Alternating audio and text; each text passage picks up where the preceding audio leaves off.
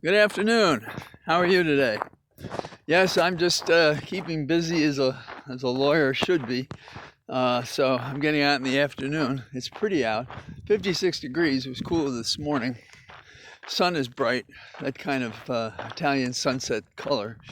And I'm thinking if there's a funny story, which I enjoyed. Cops are chasing after this 70-year-old man. And what is his misconduct? He climbs up these buildings, indoors, 343 feet high or whatever. And he's quite a parachutist, apparently. He jumps off. And so the police don't like this. And they've been trying to track him down, but they're having great difficulty identifying him.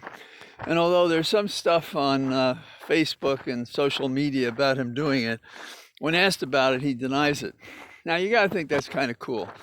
Guy 70 jumping off a building, and it's not just one building, it's several buildings. And the law enforcement purpose is to protect people from him landing on them. So that's I think, a fun story. In New York, they had a fellow who climbed, no, he didn't climb. He walked a tightrope between the Twin Towers, and they found out who it was, and he climbed up the side of the thing, and they set it up, and he had help and everything. But his penalty was to do some sort of public work instead. And I would think that's what they'll do with a 70-year-old guy now that we have a pandemic going on. When you're 20 and you hear somebody say they're 70, you think that's really ancient. And some of you are probably thinking, yeah, it is pretty ancient, but it's not. 187 minutes. That's the period of time that Trump was paralyzed to do anything to save the Capitol, despite many messages, phone calls to his chief of staff, Mark Meadows. Also, there's a PowerPoint on how these guys were going to take over our government, the coup memo. And last night, slowly, I think because of logistics, because some people could authorize another person to register their vote. But what happened last night was the contempt cited by the committee was approved by the House, with only 2 Republicans agreeing, the 2 Republicans who were on the January 6th special committee. I've heard some people since, very annoyingly, and I like Rosenberg, I really do, but he's really wrong on this. He's talking about how, I don't know if justice can go forward with this. What, are you kidding? And they keep talking about the people who would put him away, keep talking about the privilege as if it's real, and we don't have a court case saying it belongs to the incumbent, not to a former president. And there is no privilege for plotting the overthrow of the government. I'll tell you what I think we should do. If Garland bobbles this one, we go straight to inherent power. Congress goes, arrest these people themselves and put them in the basement until they do talk, the other kind of contempt approach. So what else is going on? Many years ago, well, maybe it's not so many, I went to Antarctica. My wife Holly and I went. I had written a book, and when I finished it, it was about pain and how our government makes it worse. And Holly helped me with the editing. And she said, okay, now you've done that. Now we have to do something for me. And I said, what do you want to do? So, I want to go to Antarctica. And my immediate reaction, like a kid, was, what for? Well, I became quite a fan of the whole idea. I studied the pathways of other explorers who went down there. And I got a reliable Garmin GPS so that I could see where we were on the ship. And we did go, among other things, to a research facility when we were down there on the ground. And I think at the time there had only been 60,000 people who had ever actually touched the continent. And the researchers were very concerned. I'd say they thought it was dangerous what was happening there, because the global warming was compromising Antarctica. And they could tell that the sea life there was having trouble because the krill was being used for other purposes and there wasn't as much of it, and all the large and small fish and mammals in the water rely on the krill. They look like, you've probably seen them, they look like tiny little, I don't know, various things, grasshoppers and so forth, shrimp. And I'm sure they are in the shrimp family, actually.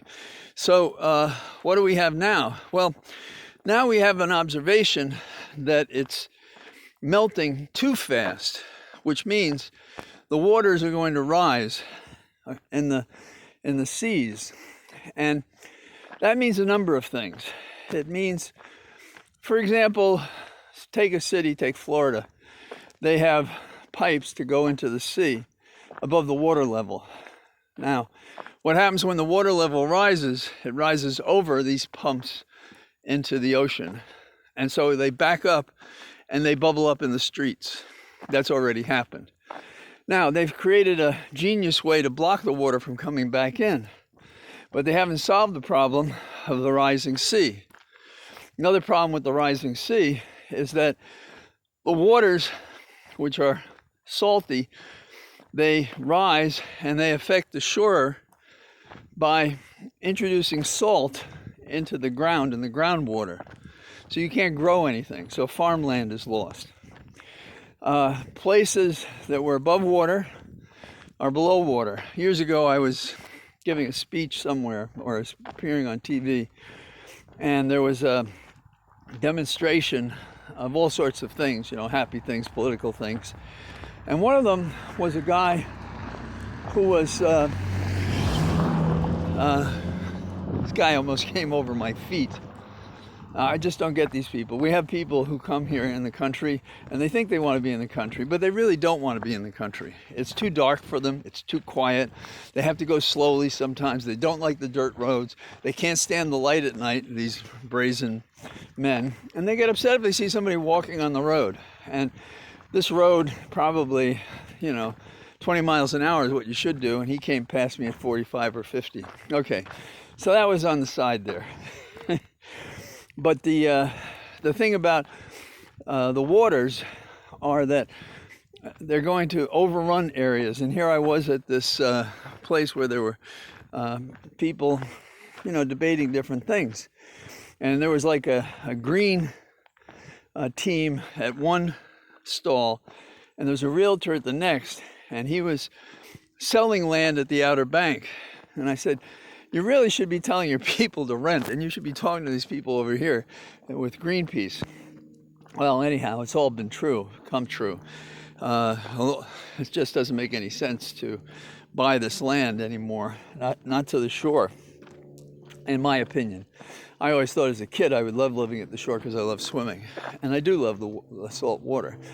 But an Irish guy with my skin can't stand around in the sun a lot, and I haven't over the years. So lastly, I think we should think about the members of our military who are dissing the requirement that they get vaccinated.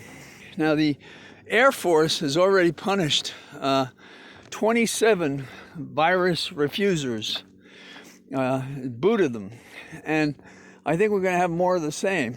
And the other elements of our forces are dealing with this problem as well. This is not something we can tolerate. And I've been at meetings and I talk to people online, and what they tell me is how, oh yeah, I had the virus. And I find out, amazingly to me, these people haven't been double vaxxed and they haven't had a booster. I don't know what planet they're from. It's like a red badge of courage. Yeah, I went out there and I got the infection and I survived it. Well, one of the people I talked to recently who had gotten the infection said, but I've been tired ever since. Well, that's one of the problems about the virus, unprotected by any of these vaccines or the booster, that there are collateral damage issues that arise maybe for the rest of your life. Who knows? So anyhow, that's my thinking today. I think that we should all write Biden and Garland and tell them, get off your ass and start prosecuting these guys. You're in law enforcement. These are law breakers. Time to enforce. And if every man is equal and no man is above the law, or a woman, then go after these guys. So that's my pitch for the day. Have a good evening. I'll talk to you tomorrow. Bye-bye.